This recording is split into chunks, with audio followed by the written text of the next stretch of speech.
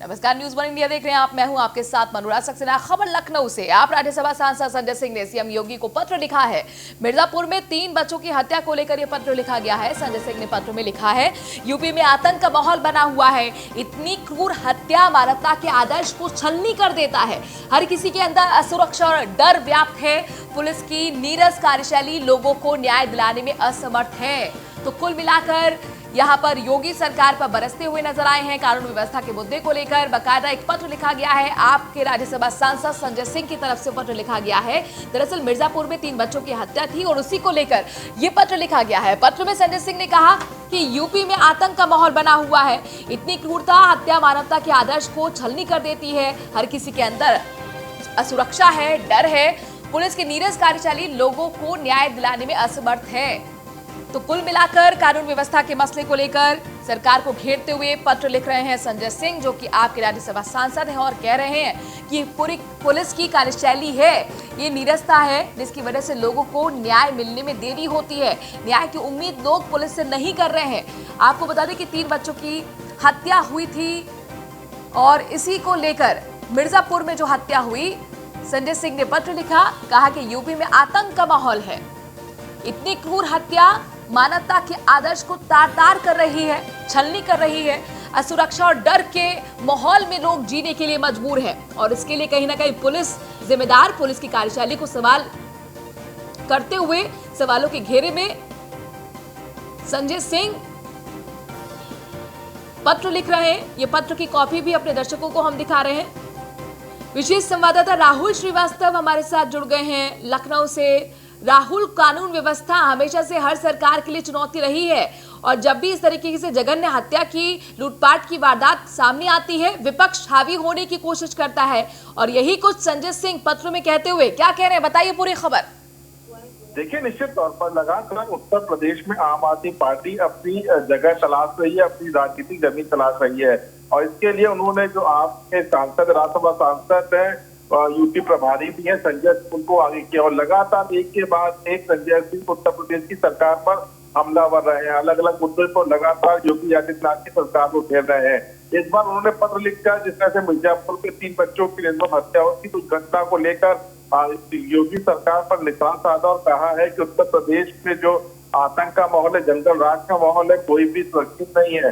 तो कहीं ना कहीं जो संजय सिंह है वो 2022 विधानसभा चुनाव की तैयारियों में लगे हैं और लगातार करके पत्र लिखकर योगी आदित्यनाथ की सरकार पर निशाना साध रहे थी। राहुल, ये बताइए कि अभी तक किसी तरह की कोई प्रतिक्रिया सरकार की तरफ से, और मिर्जापुर का जो ये मामला है जरा ये भी बताइए। देखिए, निश्चित तौर पर सरकार की तरफ से फिलहाल पूरे मामले से प्रक्रिया नहीं, क्योंकि अभी तक संजय सिंह ने जितने भी आरोप लगाए हैं सरकार की तरफ से उन पर पलटवार नहीं किया गया है। लेकिन निश्चित तौर पर जिस तरह से मुद्दे उठा रहे हैं संजय सिंह, मिर्जापुर में 3 बच्चों की हत्या का मामला हो, कृषि कानून बिल के लिए जो किसान विरोध प्रदर्शन कर रहे हो या अन्य मुद्दे हो, लगातार आम आदमी पार्टी के जो सांसद है संजय सिंह वो आक्रामक मूड में है और आक्रामक रूप से लगातार वो सरकार पर हमलावर कर रहे हैं और कहीं ना कहीं जो उत्तर प्रदेश में राजनीतिक जमीन तलाशने की जो मुहिम है उसको लेकर ये ताबड़तोड़ सरकार पर हमले कर रहे हैं। बहुत बहुत शुक्रिया राहुल, तमाम जानकारी हम तक पहुंचाने के लिए। तो आक्रामक अंदाज में संजय सिंह कानून व्यवस्था के मुद्दे को लेकर सरकार को घेरते हुए और कह रहे हैं कि आतंक का माहौल उत्तर प्रदेश में, इतने क्रूर तरीके से 3 बच्चों की हत्या मिर्जापुर में हुई है, जो ये दिखाता है कि पुलिस का डर कतई अपराधियों में नहीं है। यहाँ पर ऐसे माहौल में जनता रहने के लिए मजबूर है, जो न्याय की उम्मीद पुलिस से नहीं कर पा रही। बरेली में अंबाला में सपा अध्यक्ष अखिलेश यादव के आह्वान पर किसान बिल के विरोध में आंदोलन चल रहा है। समाजवादी पार्टी कार्यकर्ताओं ने किसान यात्रा निकाली, जिसके बाद पुलिस ने तहसील मुख्यालय से कुछ दूरी पर उन्हें गिरफ्तार किया है। एक बारात घर में करीब 3 घंटे तक नजरबंद रखने के बाद उन्हें रिहा किया गया। वहीं एक दिन पहले कुछ प्रमुख समाजवादी नेताओं के घर के बाहर भी पुलिस तैनात थी। इसके बावजूद पुलिस को चकमा देकर सपाइयों ने प्रदर्शन किया। समाजवादियों की किसान यात्रा थी। राष्ट्रीय अध्यक्ष अखिलेश यादव जी के आदेश पर हम लोगों ने ट्रैक्टर पर बैठ के किसान यात्रा शुरू करी थी। तहसील चौराहे पर औला प्रशासन ने हमको रोक लिया और हमको ज़बरदस्ती गिरफ्तार करके एसपी लॉन बारात घर में लाके बंद कर दिया कि हम तुम्हें गिरफ्तार करके बरेली जेल भेजेंगे। हम लोगों ने कहा कि तुम हमें जेल भेजो या कहीं भेजो, लेकिन हम किसानों की लड़ाई लड़ रहे हैं और जब तक हमारे राष्ट्रीय अध्यक्ष जी आदेश करेंगे हम आखिरी। अगली खबर आगरा से, जहां पर पुलिस के हाथ बड़ी कामयाबी लगी है। अपने ही अपहरण की सूचना देने वाले युवक को बरामद कर लिया गया है। पुलिस ने मथुरा से शिशुपाल नाम के युवक को गिरफ्तार किया है। कल सुबह पुलिस को जानकारी मिली थी अपहरण की। घर से परेशान होकर युवक ने अपहरण की साजिश रची और अब इस युवक को गिरफ्तार पुलिस ने कर लिया है। दरअसल ये युवक ही अपनी अपहरण की झूठी कहानी रच रहा था, झूठी कहानी बना रहा था और इसका खुलासा अब जाकर पुलिस ने किया है। सुबह सूचना प्राप्त हुई थी कि एक व्यक्ति शिशुपाल नाम के उसका अपहरण हो गया है, बदमाशों से अपहरण करके ले गए हैं। तत्काल उस सूचना पे त्वरित कार्रवाई करते हुए हम लोगों ने जिस नंबर से उसकी बात हो रही थी, जिस नंबर से वो फ़ोन कर रहा था, पुलिस ने ट्रेस किया। पुलिस की 2 टीमें गईं और उस व्यक्ति को बरामद कर लिया गया। और बाद में जांच में ये एक चीज़ निकल के आई कि वो व्यक्ति खुद से ही अपना चला गया था और लगातार फ़ोन पे संपर्क करके घर वालों को सूचित कर रहा था कि मुझे बदमाश ले गए हैं, जबकि ऐसा कोई घटना नहीं हुई थी। वह स्वयं से ही चला गया था मथुरा। बाद में उसे पुलिस द्वारा। मोहित सिसोदिया हमारे संवाददाता इस खबर पर जुड़ गए हैं। मोहित, झूठी साजिश आखिरकार अपने ही किडनैपिंग की ये व्यक्ति क्यों कर रहा था? ये अधिकारियों ने बताया है कि पूरा मामला ये था कि यह अपने परिजनों से किसी बात को लेकर के परेशान था। इसी बात को लेकर के इसने अपने ही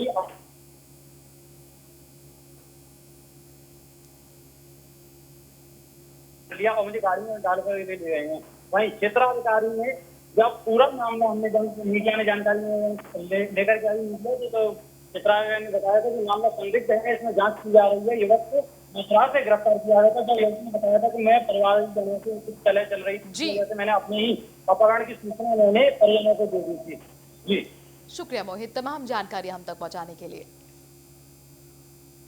अगली खबर बलरामपुर से, जहां पर तेज रफ्तार ट्रक ने एम्बुलेंस के परखच उड़ा दिए। मरीज को भर्ती कर लौट रही थी एम्बुलेंस। फकरपुर के पास तेज रफ्तार ट्रक ने जोरदार टक्कर एम्बुलेंस में मारी। एम्बुलेंस चालक और मेडिकल टेक्नीशियन की हालत गंभीर बताई जा रही है।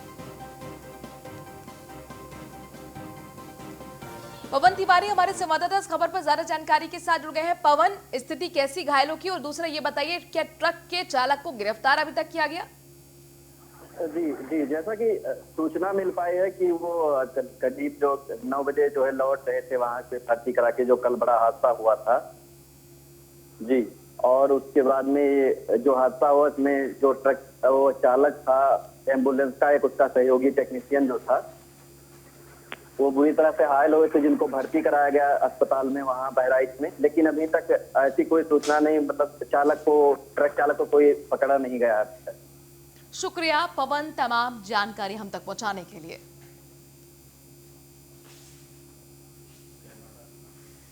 अगली खबर बलरामपुर से ही है, जहां पर अनियंत्रित ट्रैक्टर ट्रॉली पलटने से भीषण सड़क हादसा हो गया है। हादसे में एक व्यक्ति की मौत हुई है, जबकि 4 लोग घायल हुए हैं। थाना कोतवाली क्षेत्र के तेंदुआ गांव के पास ये दर्दनाक हादसा हुआ। मंदिर में पूजा पाठ करके श्रद्धालु लौट रहे थे कि इस दौरान ये बड़ी घटना उनके साथ घटी है। एक व्यक्ति की मौत हुई है, कई इसमें घायल हुए हैं। मंदिर से पूजा पाठ कर श्रद्धालु लौट रहे थे कि इस दौरान अनियंत्रित ट्रैक्टर ट्रॉली पलटने से भीषण सड़क हादसा हो गया। 13 दिसंबर को कोतवाली देहात क्षेत्र अंतर्गत ग्राम तेंदुआ के पास ट्रैक्टर ट्रॉली पलट जाने से एक व्यक्ति मनीराम मौर्य ग्राम रछौड़ा की मृत्यु हो गई तथा रामकृपाल शुक्ला व उनके परिवार के 3 सदस्य घायल हो गए। ये सभी लोग समय माता मंदिर गोकुलपुर जा रहे थे जब सुबह करीब 10 बजे यह दुर्घटना हुई।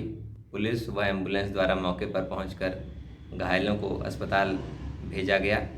अग्रिम विधिक कार्रवाई की जा रही है। झांसी में सरकार की तमाम कोशिशों के बाद भी ग्राम पंचायत और ग्राम पंचायतों से संबंधित अधिकारियों की उदासीनता के चलते गांव में सरकारी योजनाओं का लाभ नहीं पहुंच पा रहा। वहीं निर्माण कार्यों की स्थिति भी काफी घटिया नजर आ रही है।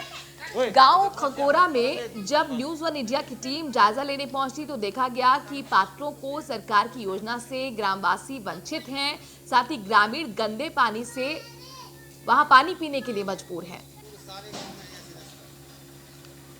खकोरा गांव में आए हैं। आइए देखते हैं यहाँ पर आवास की कितनी बड़ी प्रॉब्लम है, कैसे रह रहे हैं यहाँ पर आदमी। देख सकते हैं आप इन गुम्मों को, इनमें कई लगी हुई है और कैसे इसमें रहने वाले व्यक्ति हैं। आइए उनसे बात करते हैं। ये कौन सा गांव है? खकोरा। यहीं रहती हैं आप इसी मकान में? आपको आवास मिला है? न शौचालय मिला है? कुछ नहीं मिला, पैसे से काई कछु नहीं। अब प्रधान जी की तरफ से क्या सब? प्रधान जी से कछु नहीं मिला तो कई है जो आपके मकान ये गुम्मे अभी गल चुके हुए हैं, ये मकान गिरने वाला है, तो प्रधान जी से आपने कुछ नहीं दिया है? आप कुछ नहीं दिया। ये घर आपका है? हाँ। किस ग्राम से हैं आप? खपोरा। जो आपके घर के सामने जो नाला डला है, ये क्यों डला है ऐसा? प्रधान सफाई नहीं कराता है। सफाई नहीं होती है? सफाई कर्मचारी नहीं आता यहाँ पर? कोई नहीं आता है। अच्छा, यहाँ पर आवास की क्या व्यवस्था है? नहीं, हमारे पास नहीं है बात। नहीं है? यहाँ की सफाई कभी नहीं होती है? कभी नहीं होती। अच्छा, प्रधान से कभी कहा सफाई के लिए? क्या बोलता प्रधान? कुछ नहीं बोलता है। कौन से गाँव से हैं आप? हम खपोरा। खकोरा से। हाँ। तो ये आपके यहाँ नाला डला है ये इतना गंदा, तो यहाँ की सफाई नहीं होती है? नहीं, कभी नहीं होती। प्रधान सफाई नहीं करवाते नहीं हैं? थी। तो आप लोग निकलते कैसे हैं यहाँ से? अब जैसे निकलते हैं अब कहाँ जाएंगे, निकलने है कीच में से। यहाँ का सफाई कर्मचारी है, वो सफाई करने नहीं आता है? कोई नहीं आता है। कब से नहीं आया है? 5 साल से। हम तो जब से आए वही से नहीं आए, हमें तो कम से कम 30 साल हो गए यहाँ। अच्छा, 5 साल में आपके प्रधान जी ने यहाँ पर क्या क्या काम कराया है? कुछ नहीं कराया, हमारा तो कुछ नहीं कराया। आपको शौचालय नहीं मिला? नहीं था। आवास? कुछ नहीं। कुछ नहीं मिला। और अब आपको इटावा लिए चलते हैं, जहां पर दबंगों के बीच पुलिस का खौफ कतई नहीं रह गया। बाइक सवार युवकों पर दबंगों ने हमला किया। हमले में एक की मौत हो गई है, दूसरा व्यक्ति गंभीर रूप से घायल हुआ है। थाना सिविल लाइन क्षेत्र के धिरमई गांव का ये मामला है, जहां पर आप समझ सकते हैं इस घटना से कि दबंगों के अंदर पुलिस खाकी का खौफ कतई नहीं है। बाइक सवार युवकों पर दबंगों ने हमला किया, जिसमें एक की मौत हो चुकी है, जबकि एक व्यक्ति जिंदगी और मौत की जंग लड़ रहा है।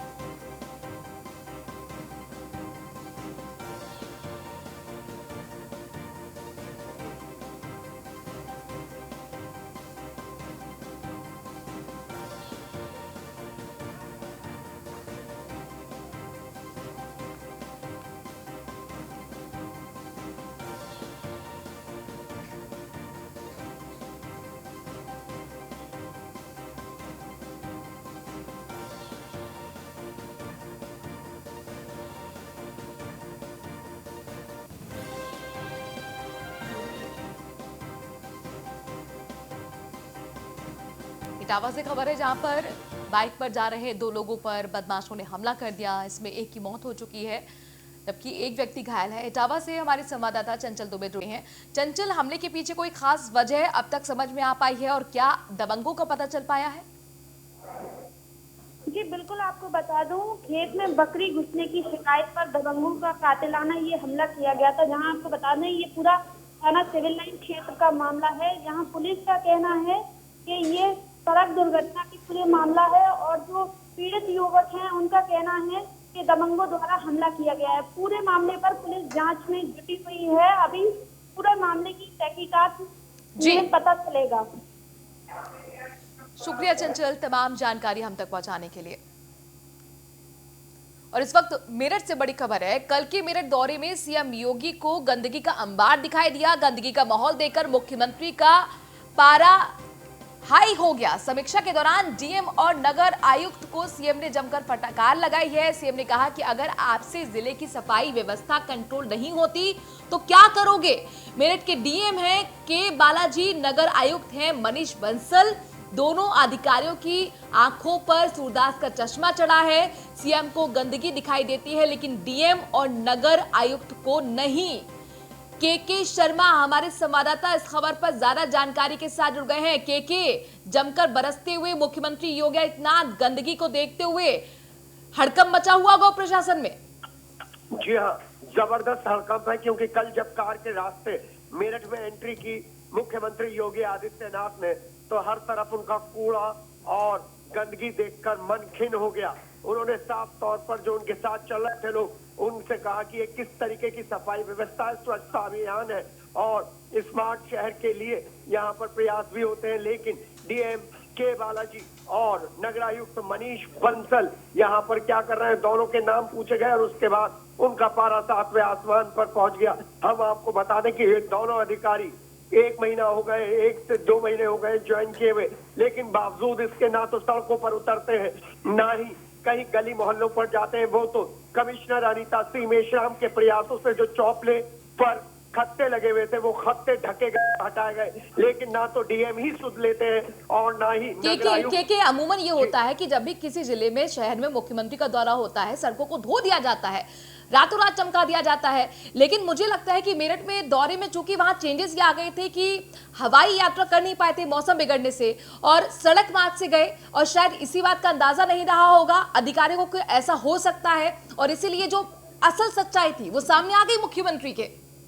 जी हाँ, और वो रास्ता जहाँ से उन्हें कार से हरमन सिटी जाना था वो तो चकाचक था, ना उसमें गड्ढे थे, ना उसमें अंधेरा था, ना ट्रैफिक जाम था। लेकिन वो रास्ता जो अचानक बदला गया है हवाई रास्ते के बाद कार से आने से, वो रास्ता मेरठ की सच्चाई खोल गया, उन क्रियाओं को उन काम को खोल गया जो डीएम के बालाजी और नगरायुक्त मनीष बंसल कर रहे हैं। यहाँ पर कमेले के रोड, हापुड़ का रोड और परतापुर के पास जितनी गंदगी है उस गंदगी को उन्होंने खुद सामने से देखा। ठीक है, अब देखना होगा क्या बड़ी कार्रवाई होती है सीएमओ स्तर पर। शुक्रिया के तमाम जानकारी हम तक पहुंचाने के लिए। तो मुख्यमंत्री ने जैसे ही गंदगी का अंबार मेरठ में देखा, जमकर बरसे हैं अधिकारी।